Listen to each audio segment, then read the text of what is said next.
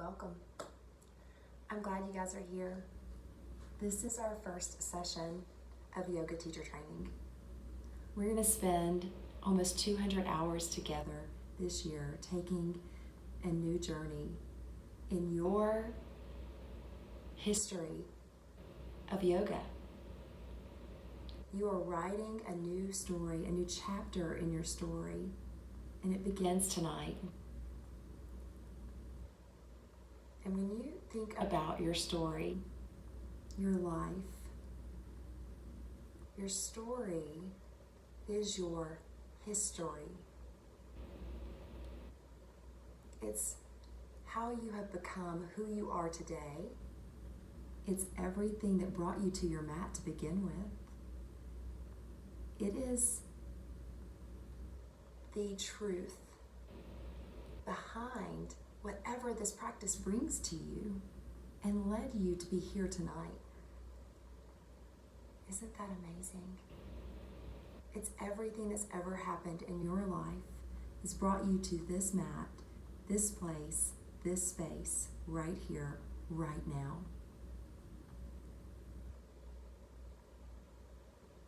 So everybody in your easy seated position, close your eyes. And I want you to sit with your sits bones firmly down into your mat. Roll your shoulders down and back. Make your spine nice and long. Pull your lower belly up and in. It'll help you keep your spine straight. It'll help you to sit here. Take your awareness first and foremost to your breath. Just breathe.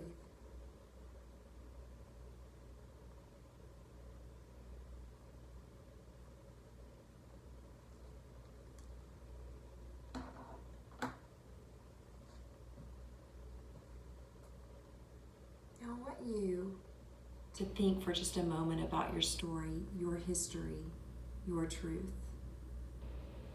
And if I were to ask you to tell me your story, give me your history, what would you tell me? How would you share your story? Eyes closed, breathing, considering, and thinking. Tell yourself your story.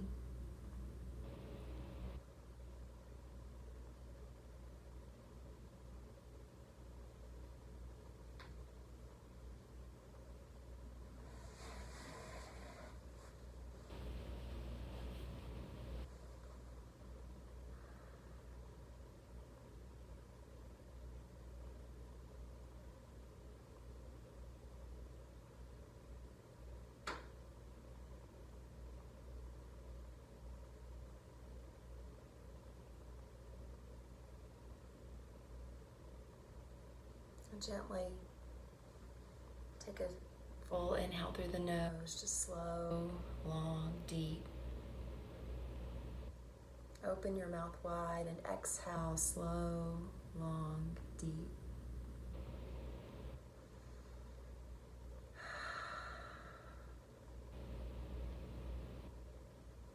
Start to open your eyes. History. Stories. They become our beliefs. They become our truths.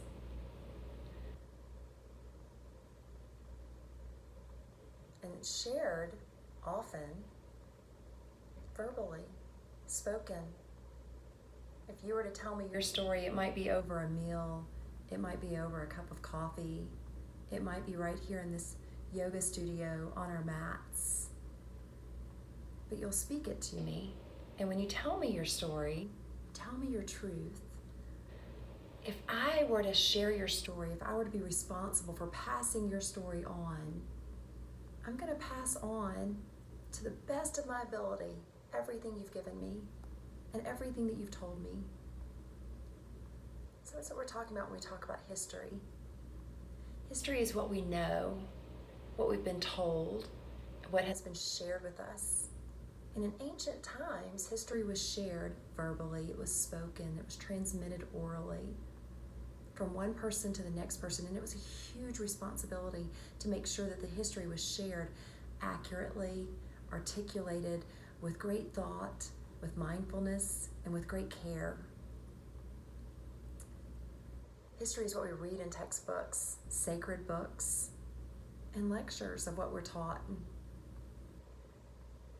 History is comprised of everything and everyone. It's comprised of people and their stories and their experiences. So think about that.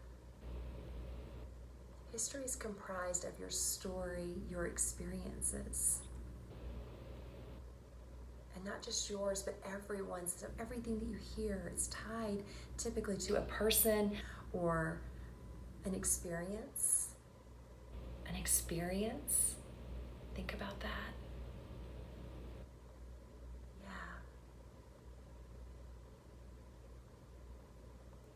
Ancient history was spoken and shared and retold, and then one day someone was able to write it down and articulate that information in text format.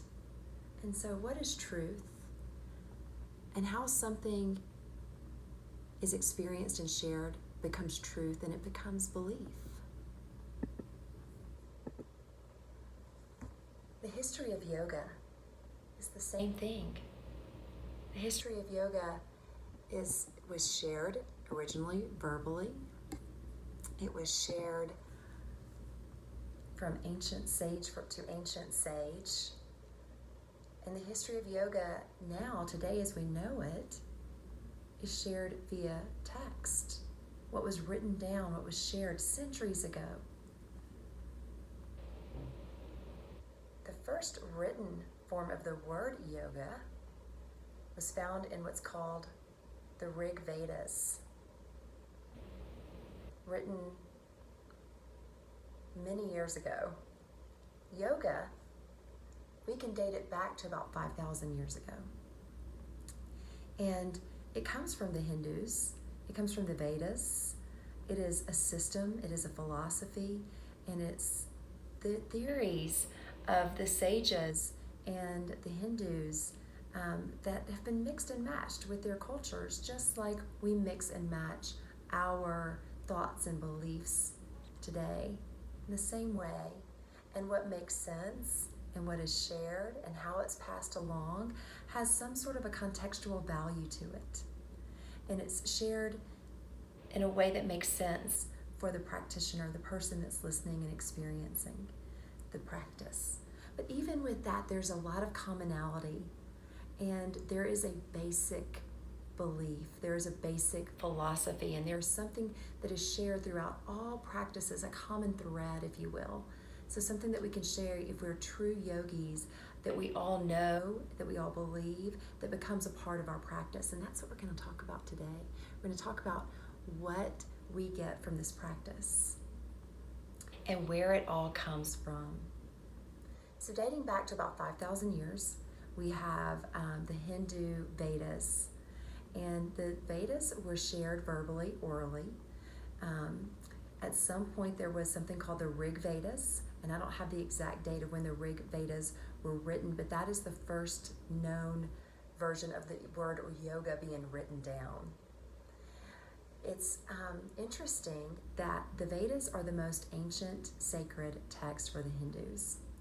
And though it's the most ancient sacred text, it's not widely known, even in the Hindu religion today. That doesn't make it not truth. It doesn't make it not valuable or important.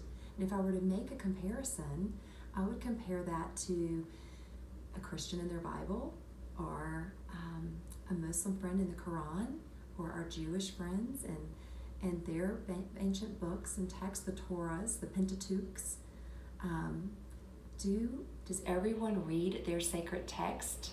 Are they widely known deeply? Are they shared? Do people know what they know because it's shared with them orally or verbally when they get together with family and friends, or when they get together with their community of believers, whatever it is? So I want us to think about that and consider that as we talk about this history of yoga, because it has the same type of connotations and beliefs. And as we take this journey with each other, it's going to be important that we consider our belief systems and the way that this yoga philosophy and the yoga beliefs and truths can be integrated and interwoven into what we believe, and that we can have respect for each other while we might believe different things, different systems, and we have different histories and different experiences that are unique to only us, that we can take that and see how we each integrate our yoga practice, our yoga philosophy, our yoga belief and truth into our own beliefs.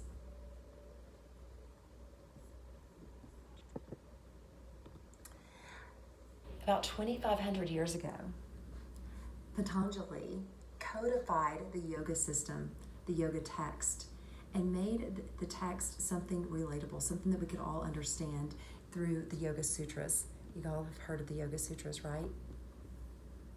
The Yoga Sutras give us a guide, a roadmap for how to integrate this yoga practice, this yoga philosophy into our daily lives.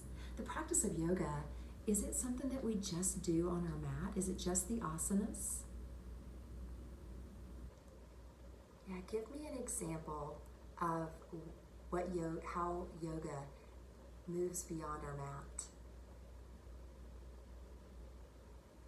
Yeah. So as I'm listening to you guys talk, it's unique. It's an experience. It's a part of who you are, and it means something different for each of you. And that's important. And that's why the Yoga Sutras give us this nice roadmap for how we integrate the practice and the philosophy in our daily lives.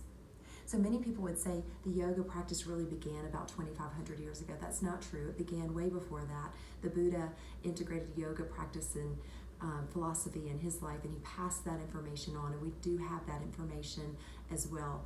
And it's been recorded and written in other texts and stories that we read. So, but when Patanjali codified the ancient text and made the yoga philosophy something that we could all read and tangible for us, that we can understand and share with each other, made it easier for us to create a community. The yoga practice really started to take off. It started to take a life of its own, and it really became a popular practice. It became something more and more people can understand and relate to. So yoga has really been evolving since Patanjali took the sutras, made the sutras, created the sutras. The sutras come from the Vedas. They come from the 4 books of the Vedas, and there are 4 books in the sutras. And we'll talk more about the sutras in a different lecture, so I'm not going to go really in depth there. But the Vedas, one really important aspect of the Vedas, I'm just kind of going back to them for just a moment, is that they are comprised of hymns and poems and philosophy. And we have a specific book called the Upanishads, and they're often delineated, separated out from the other texts, but they really can't be. They're also an equal part of our learnings and our teachings of the yoga philosophy. And while we don't have that integrated in this teacher training, if you want to take time to dive a little deeper into the history of yoga, I would encourage you to read the Upanishads and get to know the information in the Upanishads and see how that information relates to the Yoga Sutras. So yoga, let's talk for just a moment about what is yoga.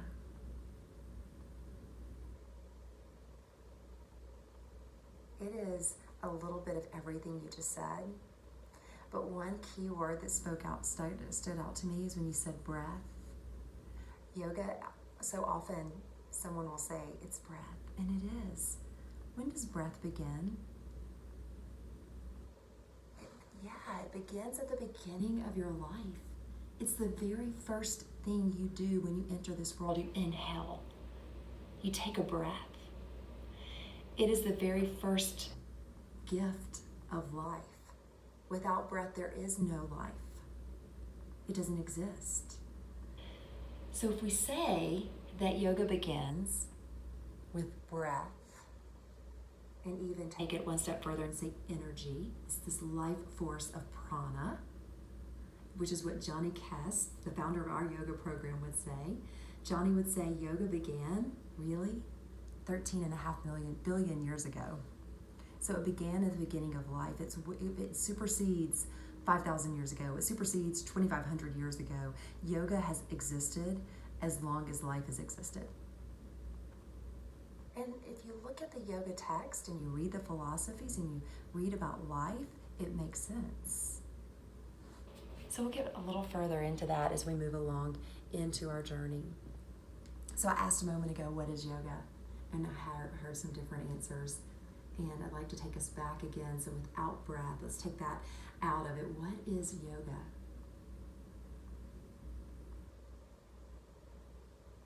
Yeah.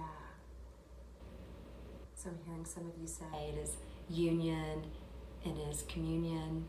I don't know if I heard you say that, actually. That might have been my own thought. Yoga is communion. It is union.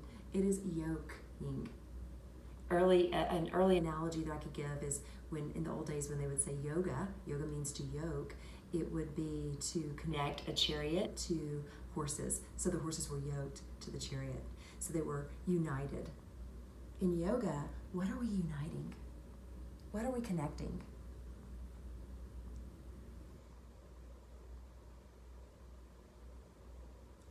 Right. Body and breath, mind and body, all of those things are right. We're connecting many different things. We're yoking. But ultimately what we're doing is we're yoking our mind and our body and our soul to something higher, something outside of ourselves, right? We do the practice so that we can get into something called meditation, so that we can connect to our spiritual being, so that we can connect to a higher being, so that we can connect to the supreme being. In the Yoga Sutras, Patanjali says we do this so that we can connect to God, so that we can experience liberation. That's what the practice is leading us to. It's leading us to freedom. It's leading us to liberation. That's what yoga is. Yoga is this practice of liberation. So we looked at yoga, what yoga is, where yoga comes from. And before we move any further, do you have any questions? Do you have any comments?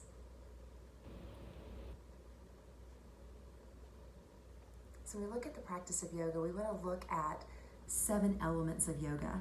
The aim of yoga, the goal of yoga is to get us to freedom, liberation, as I just said a moment ago. So we have something that we call the yoga wheel. And the center of the wheel is the 7th element. It's the aim of yoga. It is liberation. It is freedom. We start the practice of yoga, getting into our yoga with the practice of understanding, first and foremost, that yoga is karma. There's something called karma yoga. Does anybody know what karma yoga is? What is karma?